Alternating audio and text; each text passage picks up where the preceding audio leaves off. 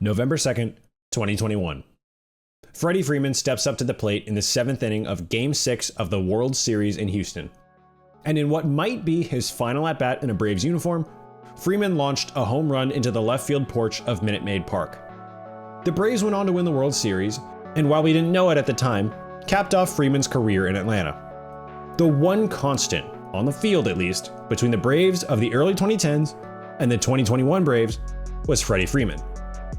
But following the final out in Game 6, Freeman officially became a free agent for the first time in his career. And after negotiations between Freddie's agent and the Braves resumed following the lockout, it became abundantly clear that Freeman had played his last game in a Braves uniform. Fast forward to 2024, and we all know what Freddie Freeman means to not one, but two organizations. Regardless of what the Braves' final offer was to their leader, one thing was made abundantly clear. Going back to Southern California was high on his list. So whether he actually received the Braves' final offer, a reported 5-year, $135 million contract, is irrelevant. Freddie wanted to be a Brave his whole career, but wasn't willing to make an incredibly minor sacrifice that would have benefited the organization, much like Ohtani deferring the vast majority of a $700 million contract. So while it was the toughest of decisions, Alex Anthopoulos had to do what was right for the Braves. But what often gets lost in the story of Freddie Freeman's departure from Atlanta is the underlying pressure placed rather unfairly, I might add, upon the shoulders of Matt Olson. After Anthopoulos and Braves management decided that Freeman's demands were too great for the organization to meet in a sustainable fashion, the Braves traded for the then Oakland first baseman and signed him to an 8-year, $168 million contract. A childhood Braves fan and Atlanta area native, Olson grew up watching the team of the 90s cement their status as one of baseball's premier franchises. Watching the likes of the Joneses, Chipper and Andrew, no relation of course, launch home runs at Turner Field, while pitching legends Smoltz, Maddox, and Glavine carved up opposing lineups for fun, Olson surely dreamed of a day where he'd get to play for the Atlanta Braves. And sure enough, in March of 2022, Olson was finally able to live out that childhood dream.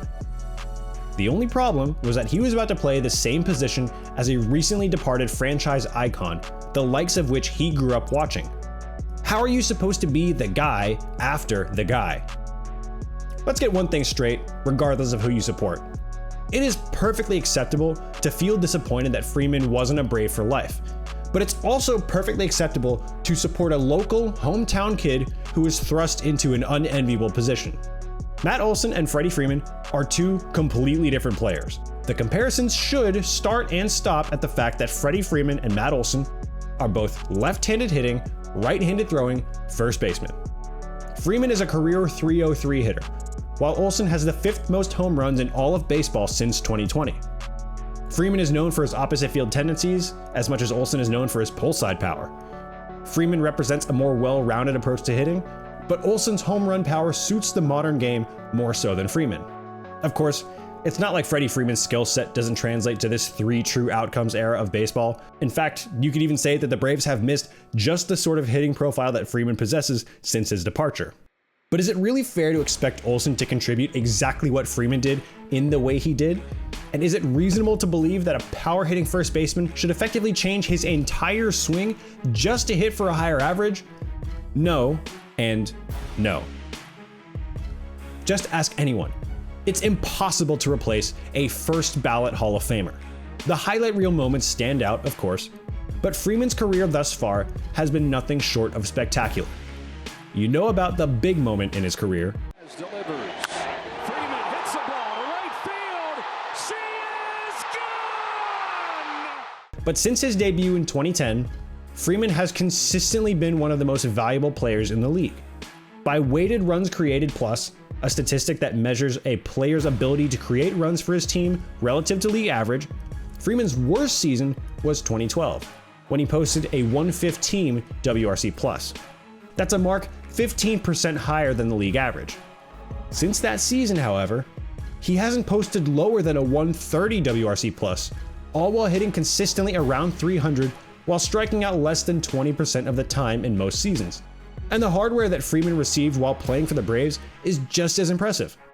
5 All-Star selections, a Gold Glove, 2 Silver Sluggers, and the 2020 National League MVP.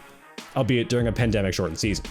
But beyond the metrics, Freeman's value as a franchise icon was evident all throughout Turner Field, Truist Park, across the entire South, and all throughout Braves country.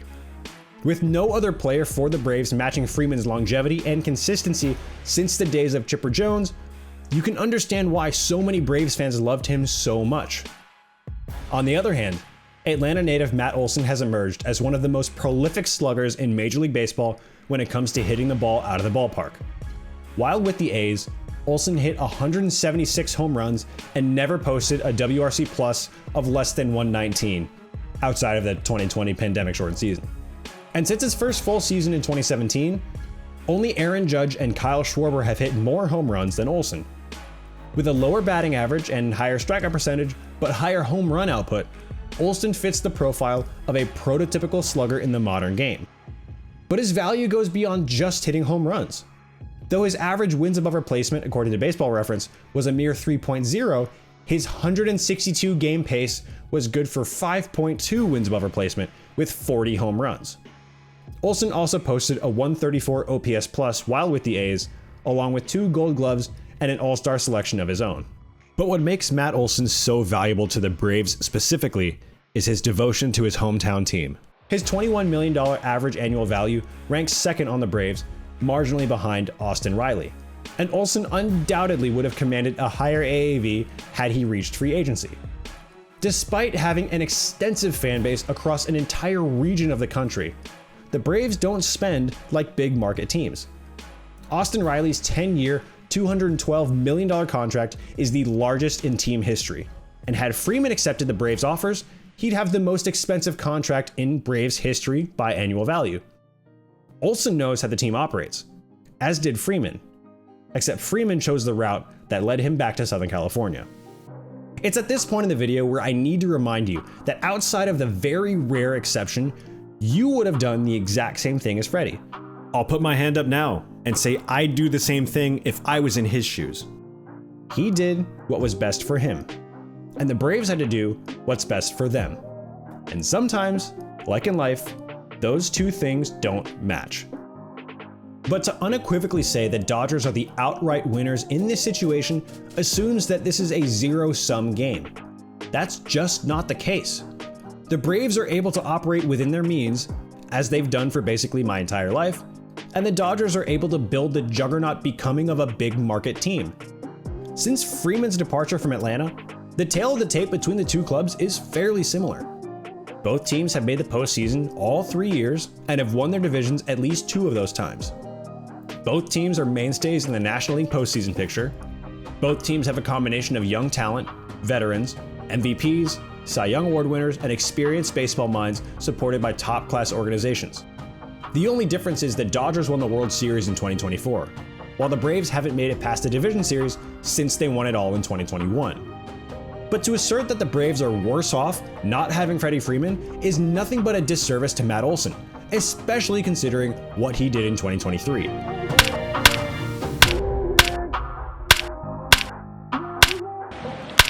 High in the air, right center failed. There goes the record setter. The 2023 Braves lineup as a whole will go down in the record books for being one of the deepest, most powerful lineups in Major League history.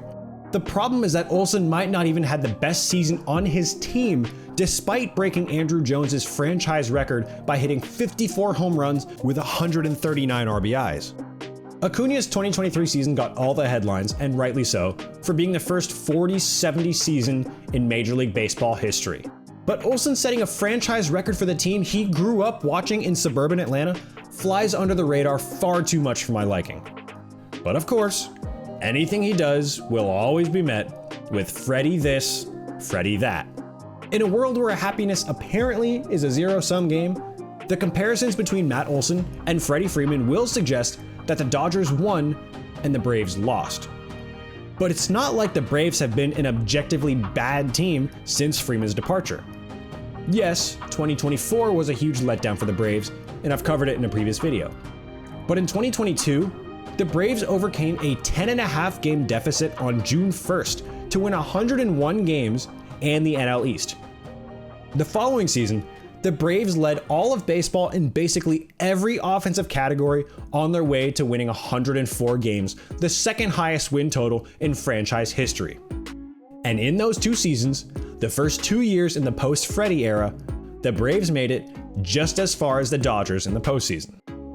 In 2024, the difference was, you guessed it, Shohei Ohtani.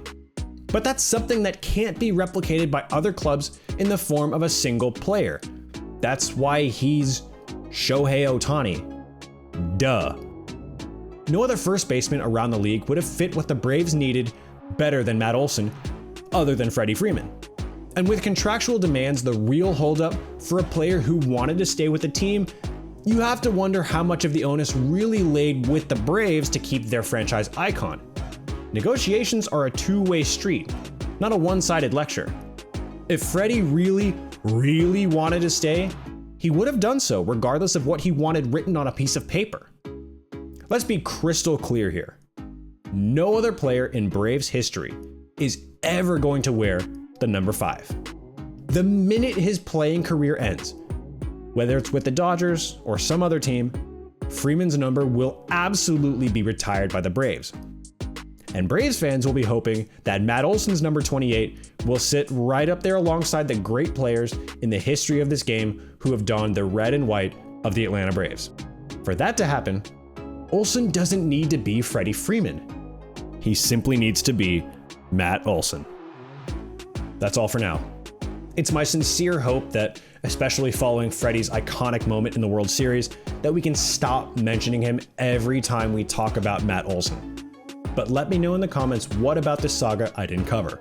And if you enjoyed today's video, a like is greatly appreciated, and make sure you subscribe for more. Thanks for watching. We'll see you in the next one.